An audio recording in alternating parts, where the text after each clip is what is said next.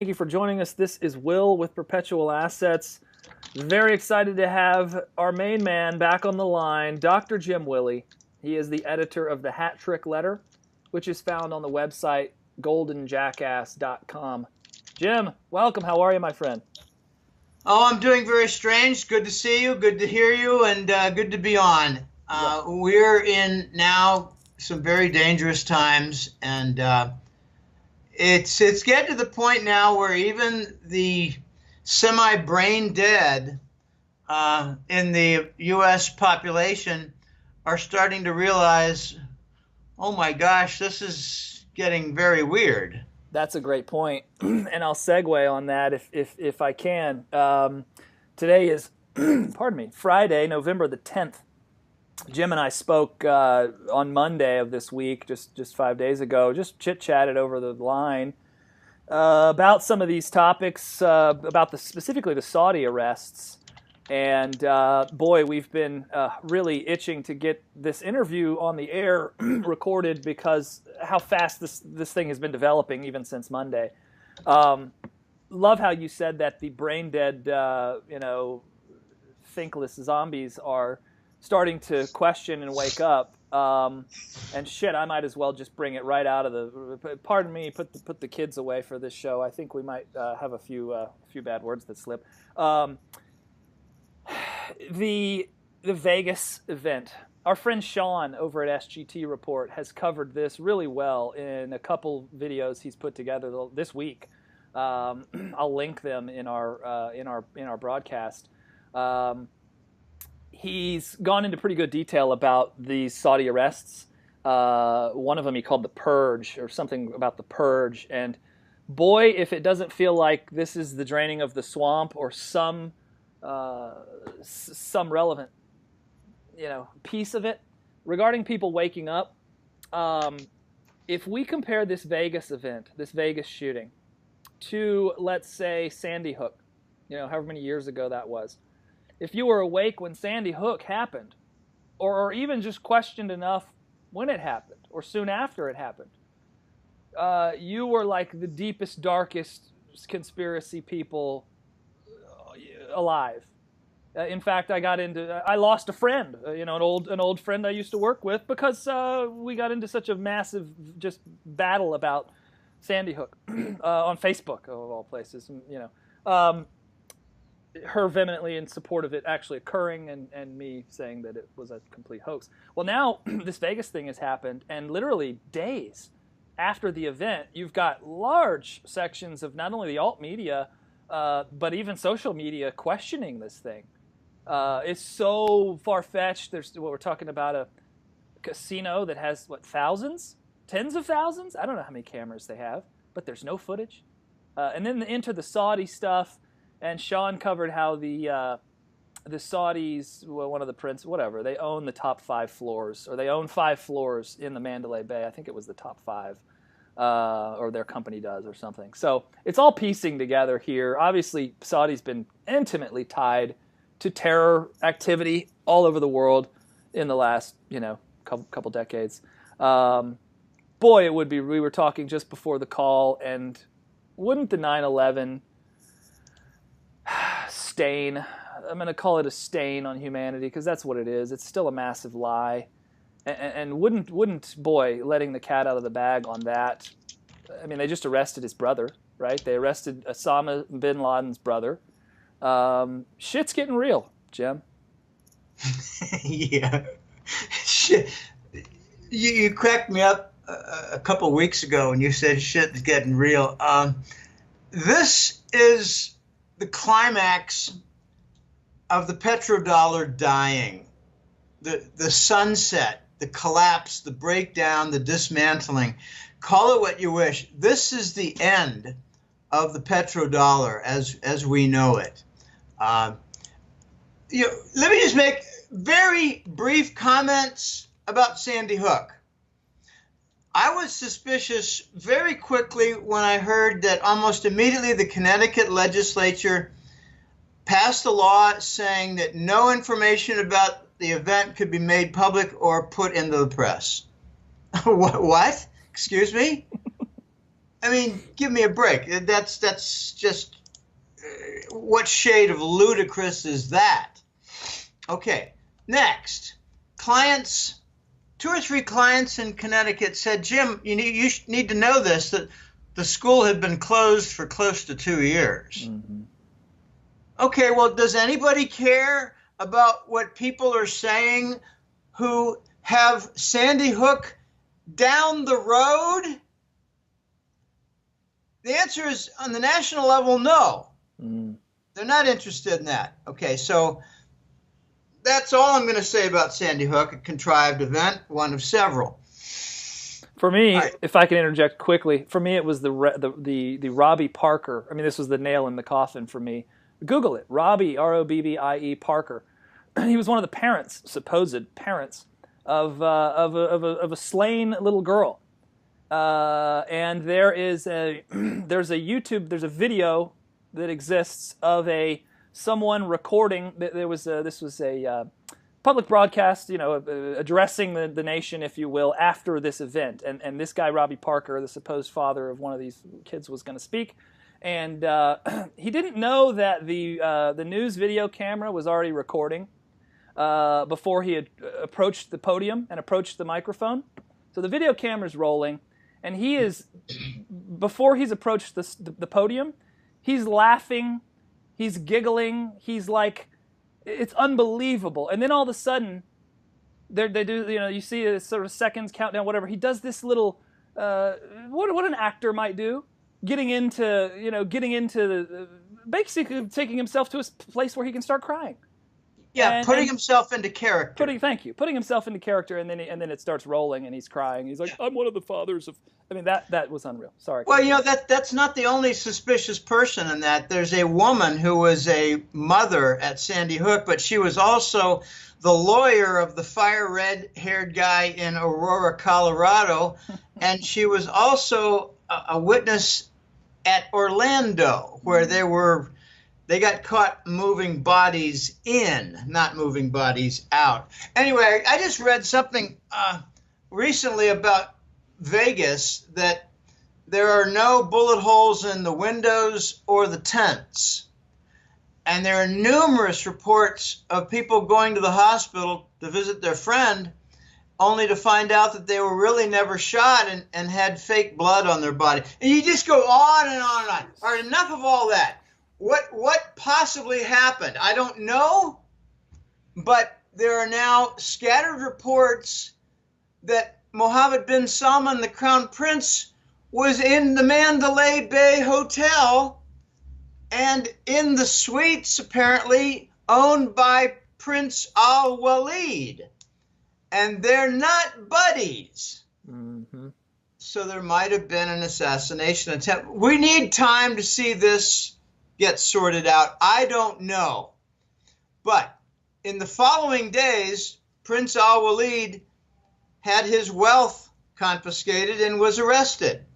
And we're told that there's a corruption crackdown in Saudi Arabia. Well, could the corruption have to do with assassination attempts, that kind of corruption? Or are we talking about just financial fraud and, secretive bank accounts and, child trafficking and heroin trafficking? My gosh, this is now starting to expose the Saudi-Bush heroin connection that funds ISIS. Okay, that's where I want this thing to start opening up. But, back to my major point, the fall of the House of Saud, I think, has begun. We now have a strong man who captured the Crown Prince position. I'm talking about Mohammed bin Salman, MBS. That's what he's called a lot, MBS in the press. Well, there was formerly a Mohammed bin Zayed, who was the Crown Prince and who was the favorite for the Langley Group. Nayef, you said, right? With an N? With an Nayef, yeah, with an N. Ending with an F as in Frank. Nayef. Mm-hmm. Okay, so everybody's a Mohammed there. In my opinion, they're all just a bunch of freaking corrupt clowns who never washed themselves down there. we've got a very dicey situation where MBS, the Crown Prince, is arresting, capturing, torturing, confiscating, and perhaps killing his rivals. And it's very difficult to know all the players without a program, like for a Greek tragedy, a play. We need a program. And some of the Zero Hedge articles actually provide a decent program for who the players are. The National Guard head, the head of the National Guard for the Saudis, he's dead. He was on a helicopter that got shot down. There were 10 kills on that helicopter. Wow. One was bin Laden's brother, and one was former King Abdullah's 2 boys. Okay? So, if I were MBS, I might want to get rid of the sons of the previous king. I might want to get rid of other rivals to the throne. These guys are half-brothers. They don't have... Their family trees are ridiculous looking because you need page after page on the side. They don't go vertical. They got, 36 brothers. Mm-hmm. They're half-brothers. Because the kings and the princes can't keep it in their pants. They've got, 5 or 7 gals that they keep busy, and they tend to get pregnant. Because if I were a prince, and I was told, hey, where's your protection, honey? I would say, let me slap your face, get back down there, and just take it. That's how the princes act. I think that's... They end up having a lot of half-brothers. I think that's like culture for their society, actually. Yeah, it's pretty weird stuff. There was a potential heir to the throne, the head of the intelligence agency named Mansour Mukrin. The whole Mukrin family had claims to the throne. Well, the main guy is now dead. He was on a helicopter.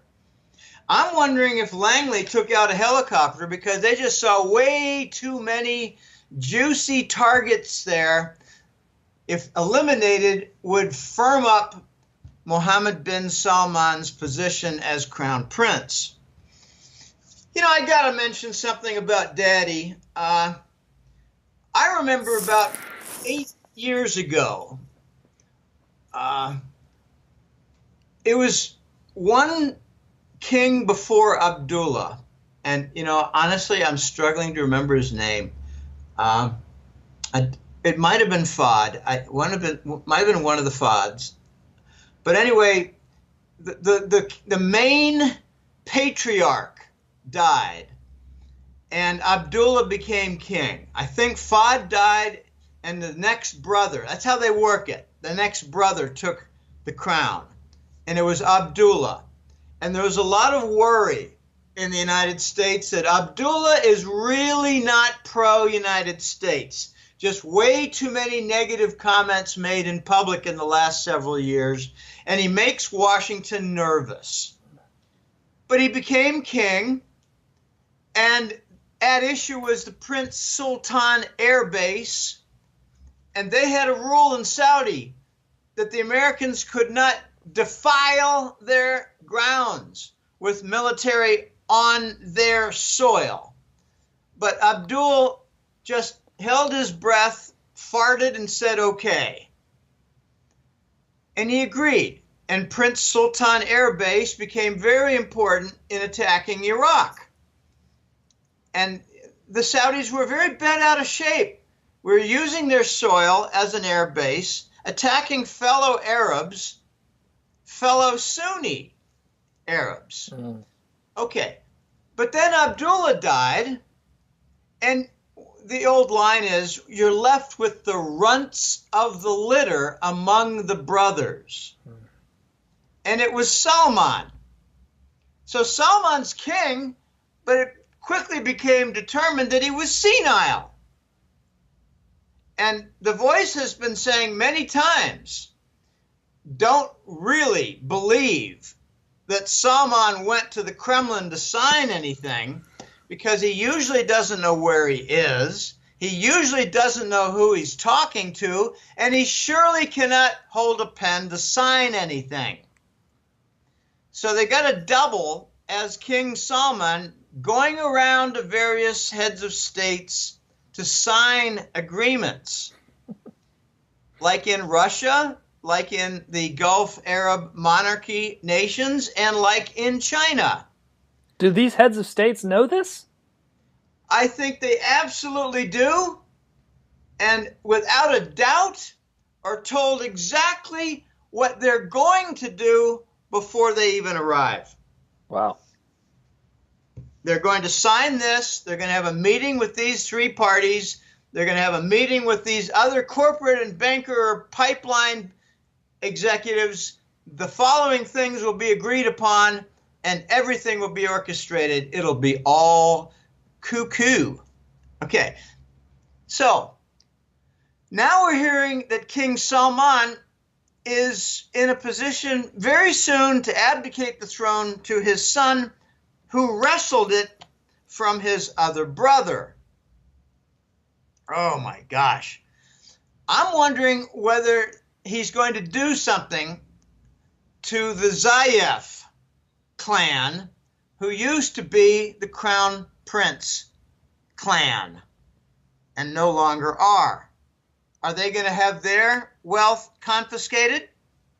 Okay, when you arrest another prince, when you arrest another half-brother, which is much the same thing, when you arrest other officials who are strong men for those families, you produce tremendous resentment.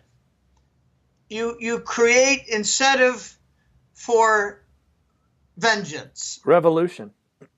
Yeah, I'm leading to that. So, you know, in the Arab world, they make vengeance kind of a religious rite. Mm-hmm.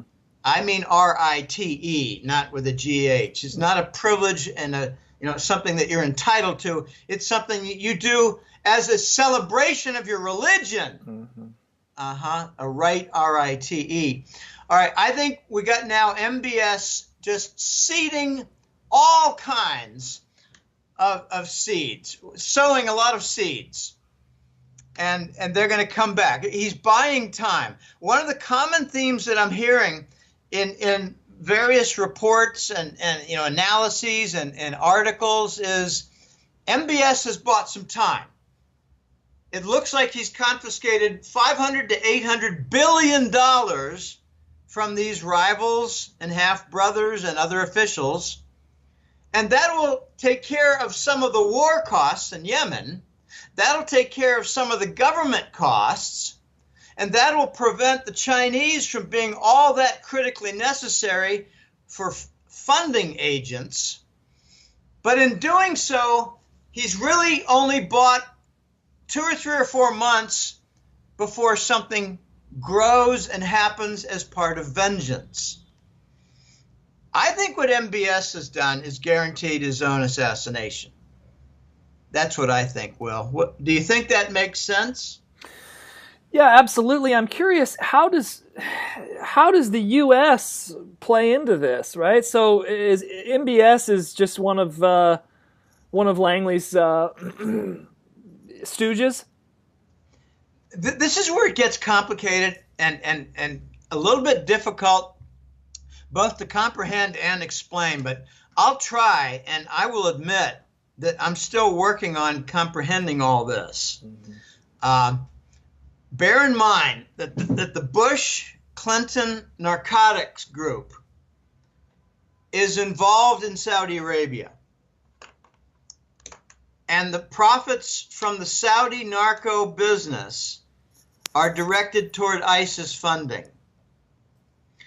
So you could say that the Saudis for 10 years or more have been deeply tied in with the narco wing of the U.S. government. And I think that is in opposition to the Trump Pentagon wing. Think of it as the Pentagon white hats who want a clean house, but they still want to continue the war because it's good for business. Okay, so you've got the White Hat Pentagon group that opposes the Bush fascist neocon narco group, but this White Hat Pentagon wants to continue wars. Okay, this is kind of messy. You can't say, well, there's a clean line between that. Not really, because the narco money is funding the Ukraine war too. And we do have some Pentagon regulars in Ukraine. So we've got a little bit of both the narco and the Pentagon soldier types in Ukraine. I don't think we have standard Pentagon types in Saudi.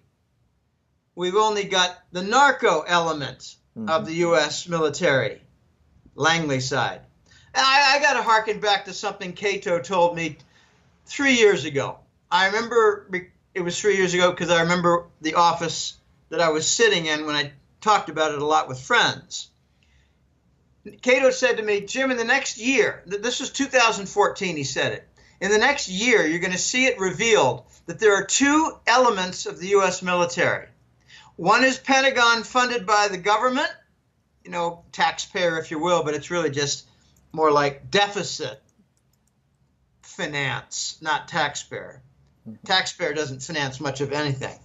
All right, so the one side is Pentagon funded by the U.S. government and the deficit spending. But the other side is the Langley military and the mercenaries that are funded by narcotics and the Bush-Clinton gang. Anyone who thinks Bush and Clinton come from opposite political parties, like my brother, you're a political moron. There's a great... They're joined by heroin.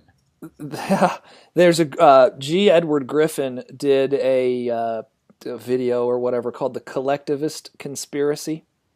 The Collectivist Conspiracy, and it's about an hour, if I remember correctly, and he goes through the creation of the left and right wing as a means to really just divert us and for the power elite to trick us and continue doing whatever the hell they want, regardless of red or blue, whoever's color is in office at the time. Well, Jim, if I can continue, you said, okay, so this would make sense, right? This Pentagon side versus this Langley side as it pertains to Vegas and as it pertains to Saudi.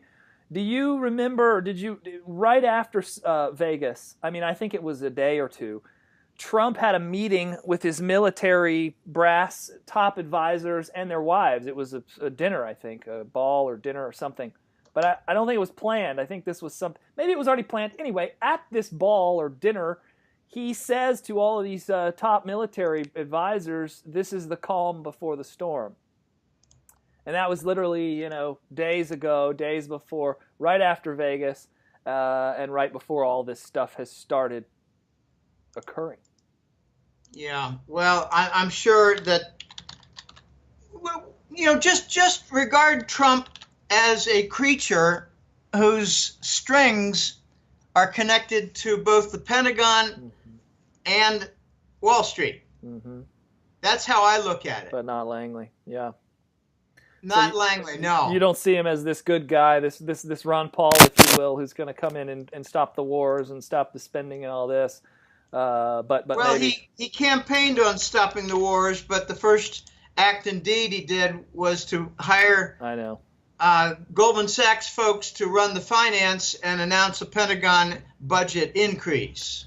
Yeah, true that. And then he also signed off or allowed an airstrike. It wasn't his first or second day in office in Yemen. In Syria. Syria, thank you. Yeah, I killed a little girl, and yeah, that's out there too.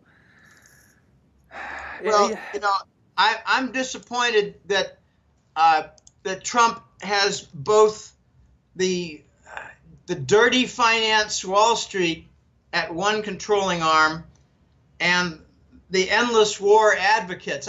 I much prefer giving it a semi-sweet title, endless war advocates, or you could say, the white hat Pentagon types that sponsor endless war. Okay, I'd rather that than the narcos who controlled the Bushes and the Clinton and Obama. Yeah, and they're probably the ones who are totally, completely in charge of the sex trafficking, too. I don't know if the white hats... Hey, I'm not for perpetual war. It's heinous. It's awful. I'm not saying let's pick a lesser evil here, but I agree with you. If we can start by picking one part of the scab at a time, let's start with these Langley bastards. Well, they're the most deeply entrenched and independently financed. Mm-hmm. For those listeners who are not familiar, we're dealing with Afghanistan, which produces approximately 1,300 tons of heroin a year. What did it produce prior to 9/11, Jim? Do you have that statistic? I think 100 tons. No, it's 13 times that?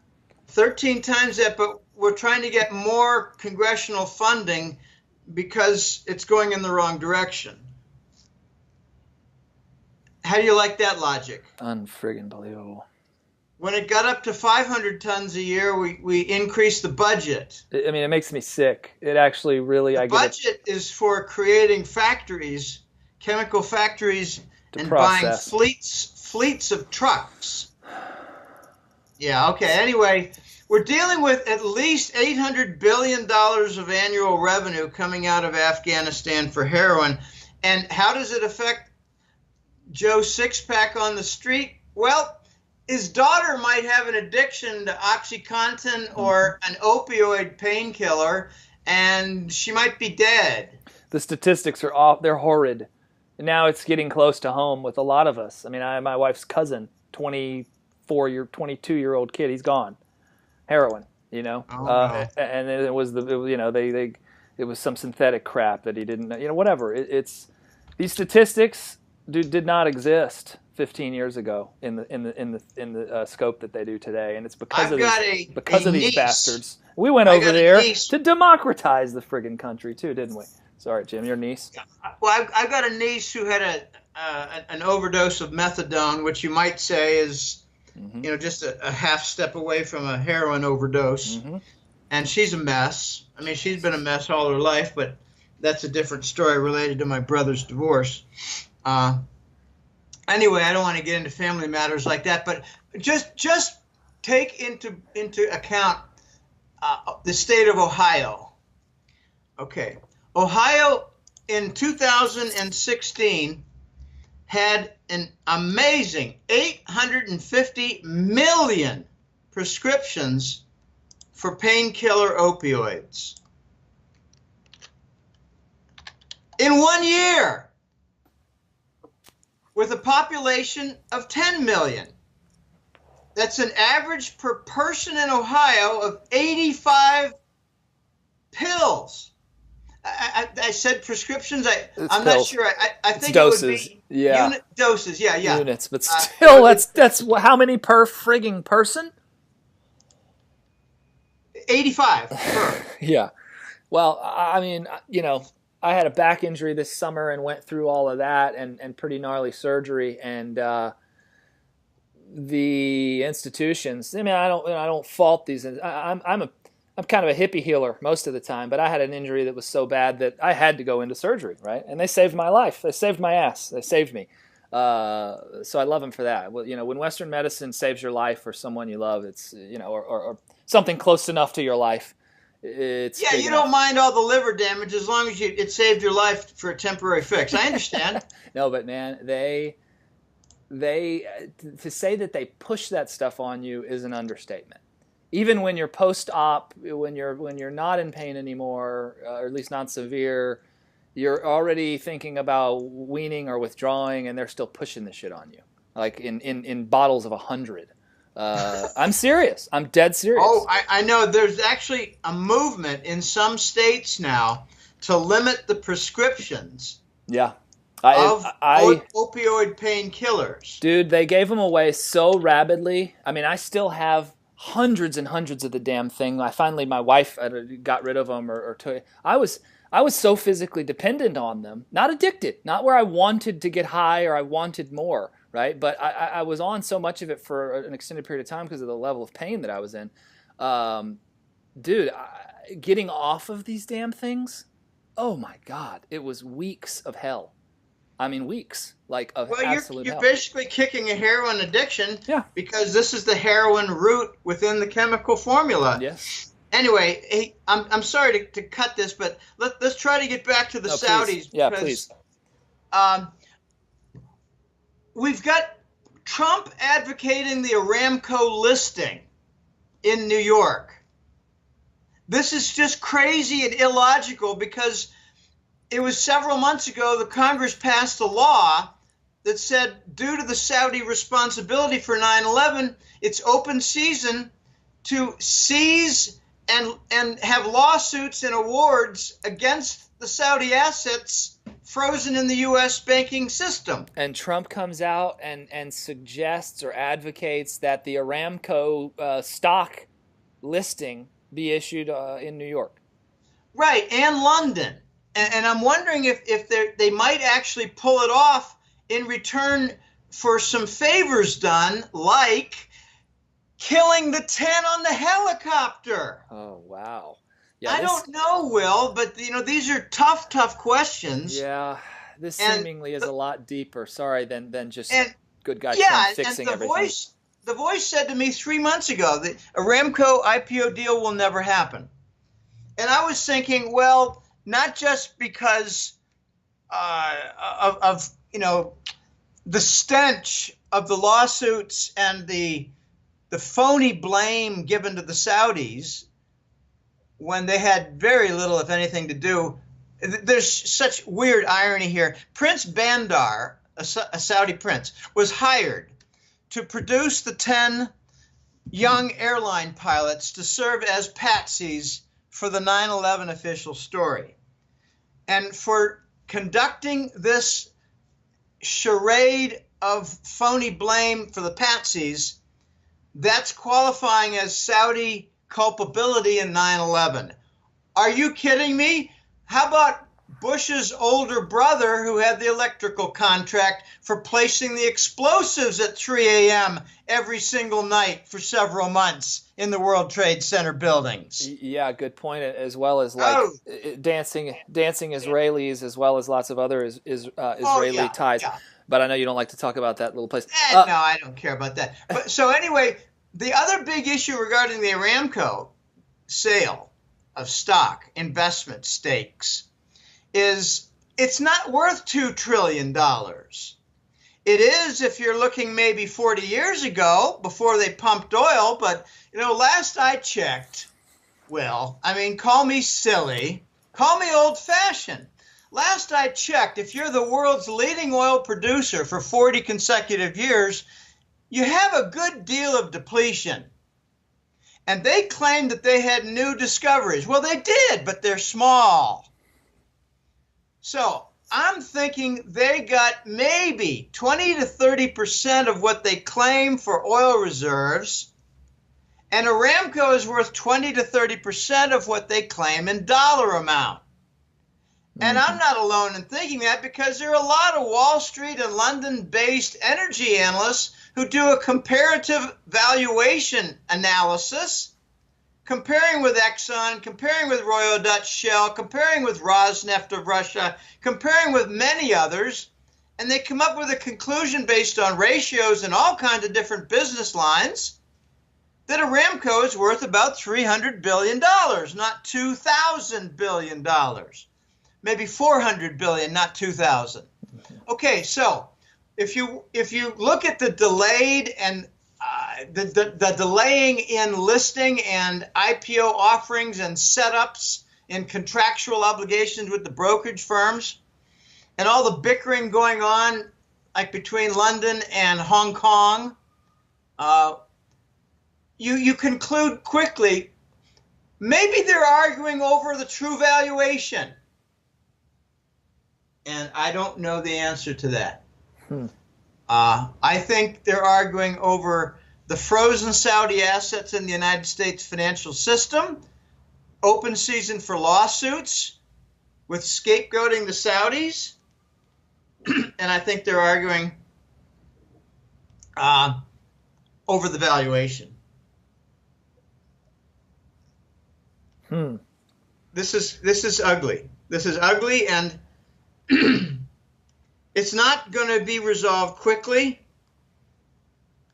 And I think we're going to see delay after delay in the entire Aramco stock situation.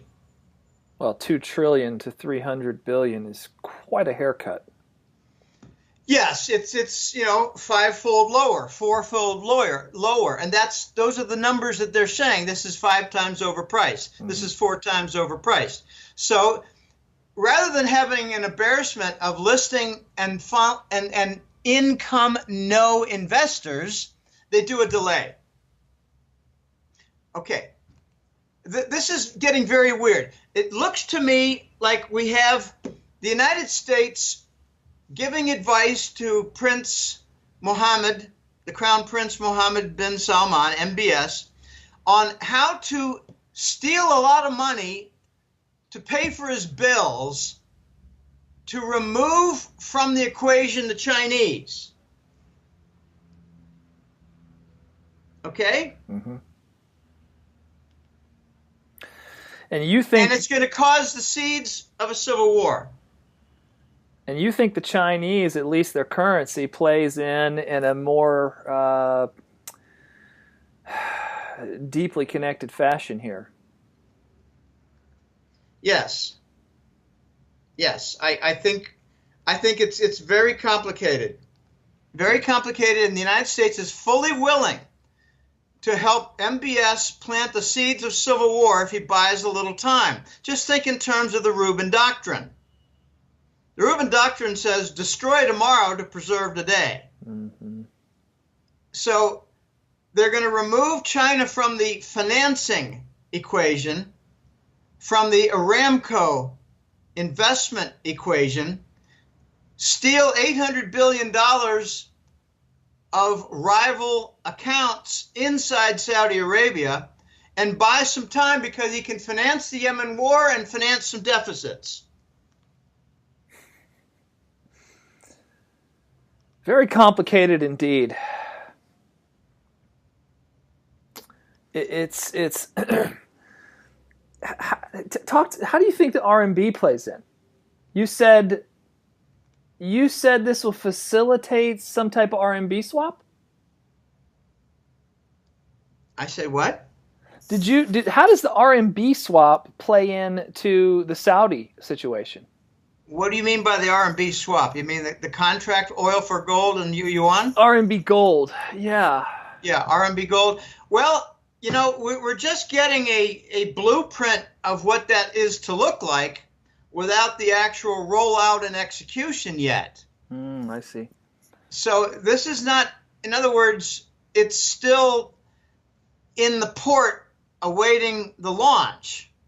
And we got some announcements of ceremonies and a lot of warnings about situation coming up.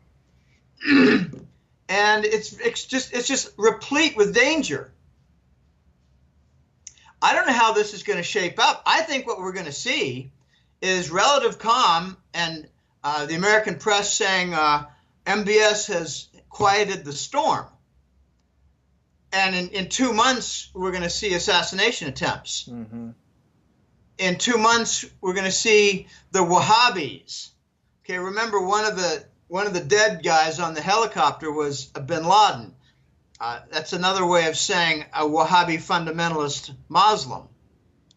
Okay, the leadership right now in Saudi is Sunni, and they can claim to be Muslim all they want, but I kind of doubt they follow the Muslim principles, murdering civilians in Yemen and going to their Vegas strip club in the desert with lots of sick parties for royals only.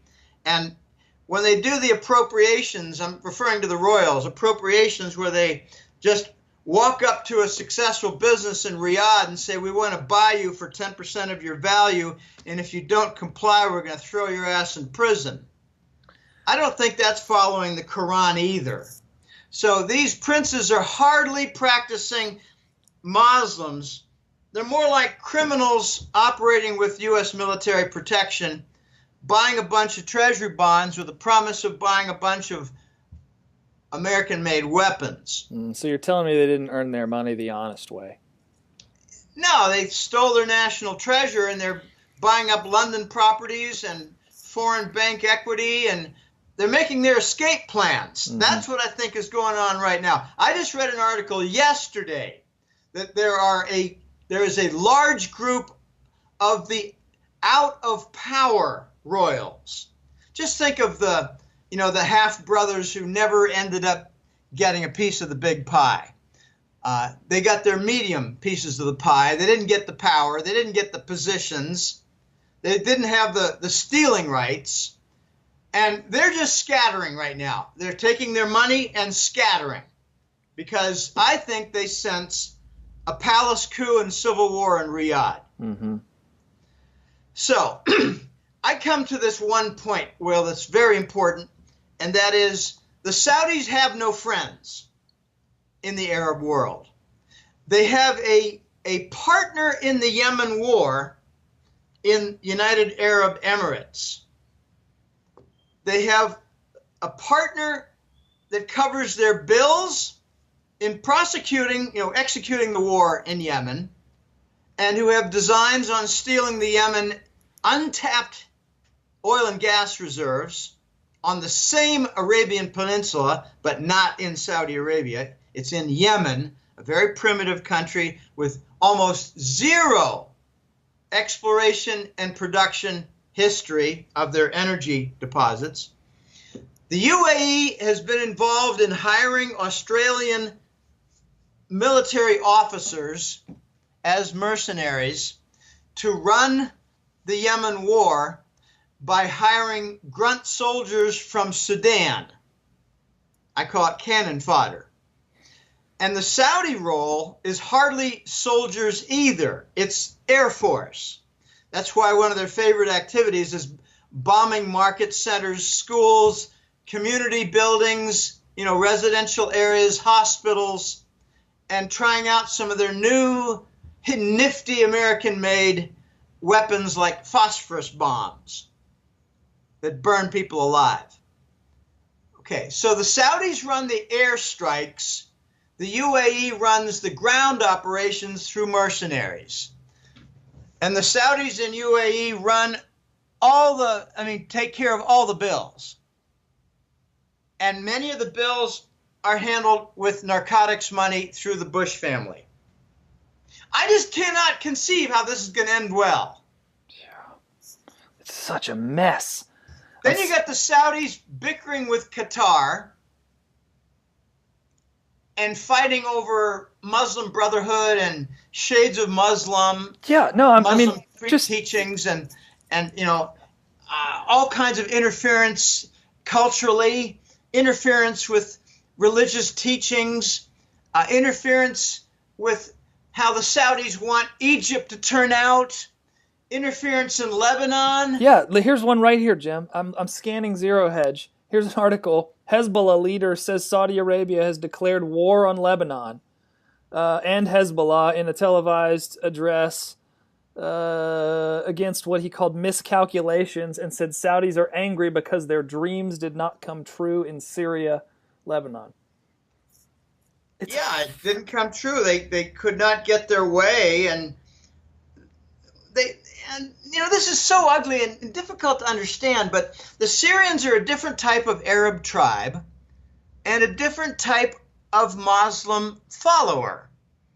So the Saudis wanted to place their own type in the position of power in Syria and obstruct all Iranian infiltration, either commercially or with the energy world, as in the pipeline, the Iranian gas pipeline. But go back to the point again. The Saudis have no friends. So when they conduct this purge inside Saudi, they're not going to be able to get much help outside Saudi to keep things firm inside Saudi. And I think they planted the seeds of a civil war with all the different groups in Saudi Arabia that don't like the strict social laws, that follow the Quran. They want a little bit more liberalization in their society. Okay, you got all that group. Then you got all the half-brothers who got cut out of the billions, and they're resentful that for a generation they haven't been rich and have not been able to buy a yacht on the Mediterranean. So they're resentful. And then you got this all-new resentment of Mohammed bin Zayed, who was the crown prince, who was the Langley favorite, and now is no longer the favorite, and got pushed out and probably still has Langley friends. So if I were to say, what does the next act of this tragedy play look like in my play guide, I would say it would be Prince Bandar's family and the Zayed family against the Salman family. And just to add a little bit of spice to the mix, the Yemenis are very angry about this disgusting war crime episode in Yemen executed by UAE and the Saudis. They enlisted help from the Iranian military. And they've got missiles, and they're starting now to fire on the Western targets in Saudi Arabia. Missiles. Jesus. They're firing on the capital. No, well, not yet. They're firing on oil fields that are not under Shiite control.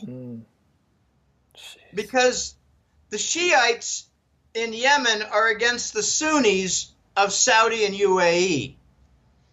This is a sectarian type of violent episode where the Sunnis want to capture the Yemeni energy deposits and hundreds of billions of wealth.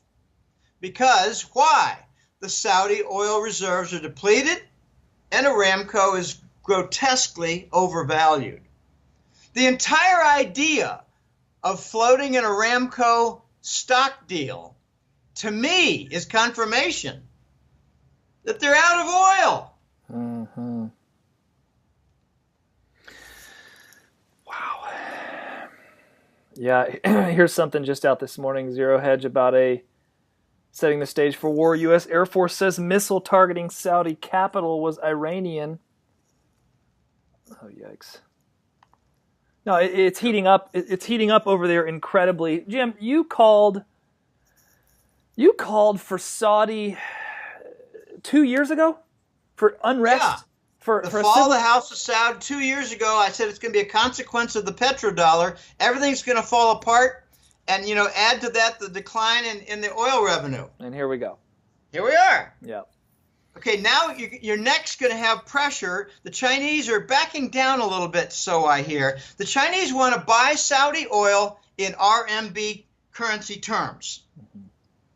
And now, after stealing rival accounts of between 400 and 800 billion, MBS might not need the Chinese infusion of investment capital. Mm-hmm. But I think something funny is going to happen next. I think the Langley crew are going to make it very difficult for MBS to tap into that money source. They're going to block SWIFT movement from European banks, London banks. Who knows? I don't think it's going to be that easy. It's not like you got $800 billion sitting in these mid-sized Saudi banks. No, they're scattered all over the place. The money's got to come home. And I think they're going to be blocked by the angry Langley side who had their guy, Mohammed bin Zayed, pushed out. It's like you've got a clusterfuck going on here with 7 sides. So we can't even clearly identify right now who is not only shot down the helicopter, who's arresting these people, these princes, and then who is seizing the accounts? All these accounts, $800 billion in liquid assets has been frozen. Well, I mean, you got to keep this a little bit simple. The Langley side is not going to arrest Prince Bandar. He's Bandar Bush. Okay? And those other power center guys like, oh gosh, let me get a name for you. The Saudi National Guard, Prince Miteb bin Abdullah. Okay, so former King Abdullah's son, National Guard head, he's dead. I don't think that was done by people who oppose the dollar. Mm-hmm. Okay, you've got two camps that want to preserve the dollar.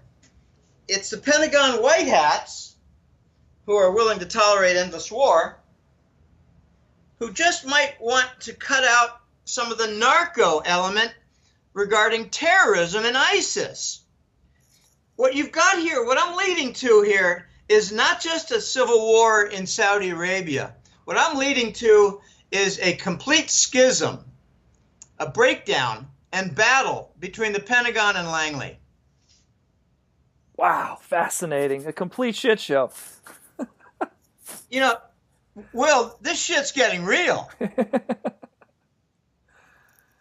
It's almost too many people. Like, I don't even know where to go. I was hoping this was some easy slam dunk swamp being drained story, but it's clearly not.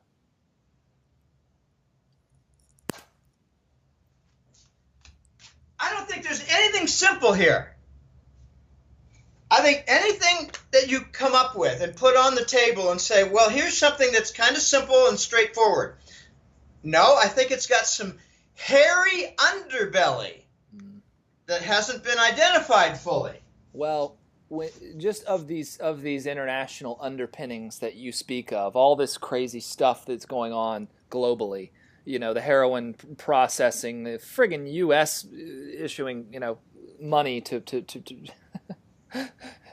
process heroin to bring it back to our own streets. All this insanity that these people are doing, of course, this thing is deep. There are so many facets to their operations, to upholding the dollar or bringing it down. I mean, all these things, right? So clearly the wars have started. The battles are blazing.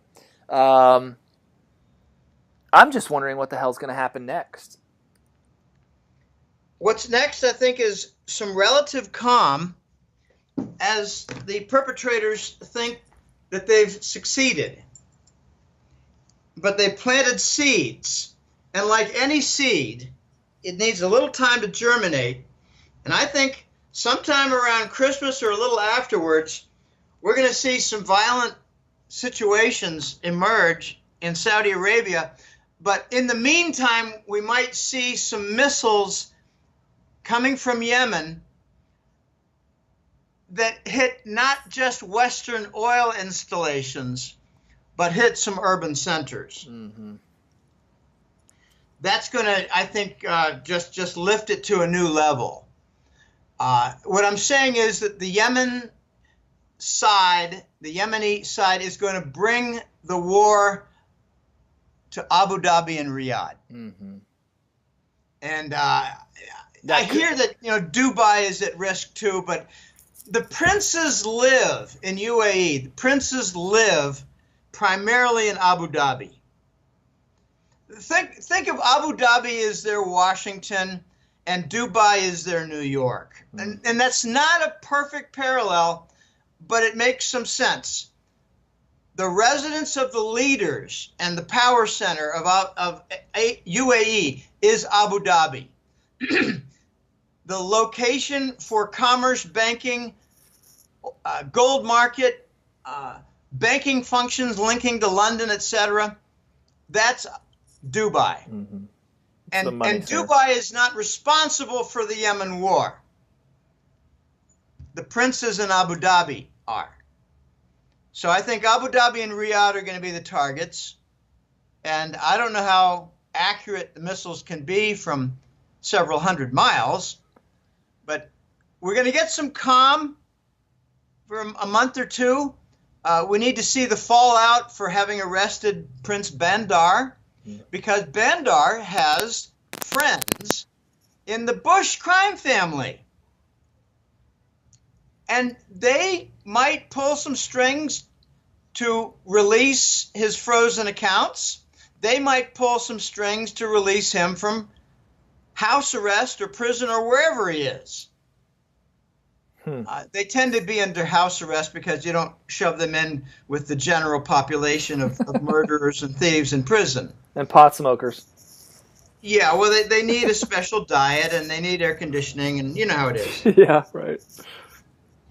But, Will, this shit is getting real. Mm-hmm. Okay, I'm going to be watching to see what happens with hints and indications about Chinese oil sales in RMB, because the Chinese have not backed out of some large multi-billion-dollar investments in Saudi Arabia to help MBS, the Crown Prince, for his pet project of Technology 2020.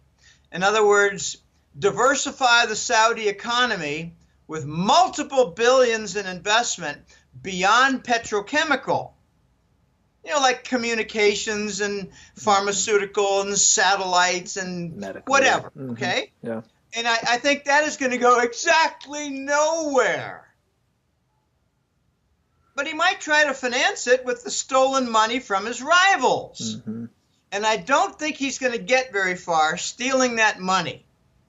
There are going to be blocks, and watch how China helps out so that they don't get that money. It's going to be so weird. The cluster FARC is going to have so many sides. Very hard to figure this all out. Okay, but the conclusion I come up with is that Saudi Arabia is moving away from the U.S. dollar sphere. And that's inevitable. They've got an oil deal with Russian Rosneft. They've got all kinds of oil sales with China. And all you have recently is an opportunity to steal a few $100 billion. How far is that going to go? I don't know. I don't think it's going to be successful. I don't think it's going to solve their financing problem. This is so complicated.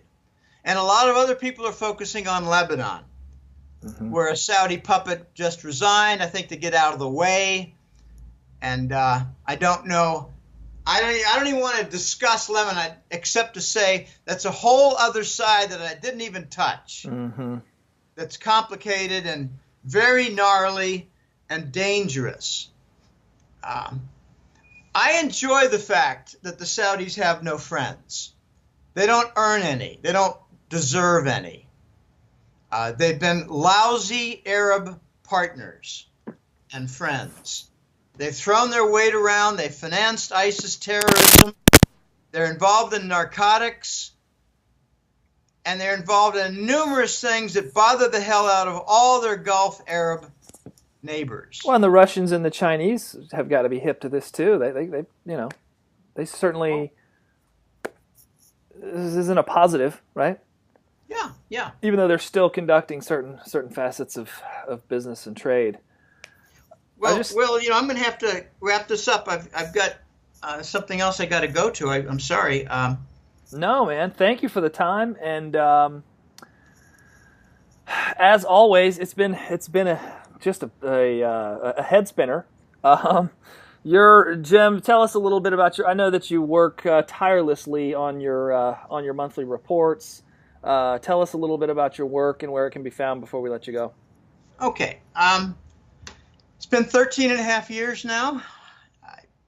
It's been quite a run, and now we're starting to see a climax of successful, large-scale, global forecasts.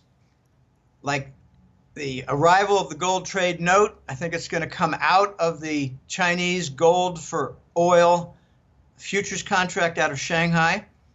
The contract is going to have a working trade payment vehicle, I think, called the gold trade note.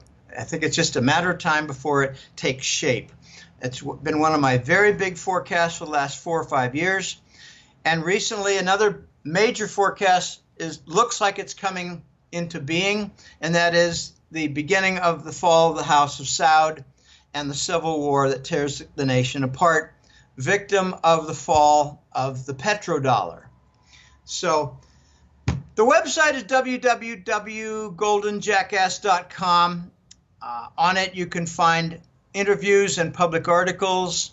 I might write a public article, for instance, about just listing all the factors of Saudi and how complicated this is and multifaceted the chaos will be. And that will be on the Golden Jackass public page.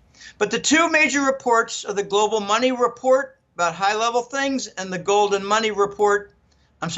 Currency Report that's at, I hate to say lower level, but, ground level items like gold demand and the formation of the Eurasian trade zone and how that's all happening. So there are two reports that cover the entire gold and dollar and banking situation from different angles. And it's a labor of love. I'm actually working right now on updating the forecast page, the list of correct forecasts. I'm getting a lot of compliments from clients saying, Jim, unbelievable. We're starting to see something you've been forecasting now for the last 2 years or more regarding breakdown in Saudi land. So I want to list these things, and I got to be honest, I'm having a little trouble accessing the forecast page. It's not that it's locked from access, it's locked from changing. And my web manager promised to overcome this. I'm going to give her a document that just lists all the forecasts, and she's going to put it in. But that should be done in the next month or so. I'm going to get that together. I hope people go to the website and sign up. I know there's a lot of distress out there, difficulties with the economy. One of the unfortunate downsides of correct forecasts like what I have is the economy in the United States is in just dreadful condition. I think we're in the 10th consecutive recession year. And this has never happened. But due to Reich economics, it's illegal to talk about a recession. Mm-hmm. And due to Reich economics, they distort the economic statistics to lead us to believe that unemployment's at 5% when it's actually about 23 or 4%. And the number of Americans out of work is rising every year. The number of Americans not even in the workforce. What do you think the real CPI is, Jim? Just if you had to throw out a guesstimate. I know you and Kirby and gang have covered that. What is the real potential inflation rate? 10%? I don't think it's 10 anymore because the oil price came down. Ah, okay. Interesting. I think it's probably stuck around 6 or 7%. Mm-hmm. It was 8, 9, 10% for consecutive years. At $100 oil, that's where we were. The Chapwood CPI came out with 50 urban centers of America, and they concluded that the inflation rate, CPI, in those cities was between 8 and 10% consistently for several years. Per year. I mean, that is just friggin' astounding. Unbelievable. I know. It's really unreal. Hey, so buddy. All of the claimed low inflation. Let me phrase that differently. If the real inflation is 6% and they claim it's 2%, they're calling that 4% economic growth. So then they come out and say we have 1.5% economic growth, subtract the 4, and you got 2.5% recession. That's the simple napkin math of how this recession is looking statistically. Mm-hmm. But I think we have a multi-year recession starting 1 year before Lehman. And now we got, before we had the mortgage-backed security, subprime bond explosion chaos, the MBS. Now we got a geopolitical MBS, Mohammed bin Salman. MBS in 2007 regarding mortgage bonds, and now MBS regarding a breakdown of Saudi Arabia, the most important nation as foundation for the petrodollar for 40 6 years. That's a great analogy. I'm glad you made that tie-in, because I thought when you said MBS early on in the interview, I thought of the good old mortgage-backed security and the decimation that it did in the last bubble bursting. Buddy, go enjoy your afternoon. I know you got some pretty exciting plans and a beautiful day, and otherwise we'll just stay on the horn here all afternoon. But we appreciate you very much and your work. Please check out Jim's website and his reports. It's fantastic data, and he goes deeper into this stuff we've talked about and tries to make it more palpable. Sometimes you have to read these reports over and over again just to get your head around sign it. up for the newsletter and find out what's going to happen in the next couple of years. Yeah, even better, right? Yeah. Thanks again, buddy. We appreciate it. Okay. Pleasure being on, and thanks for having me. Thanks, Jim. Take care.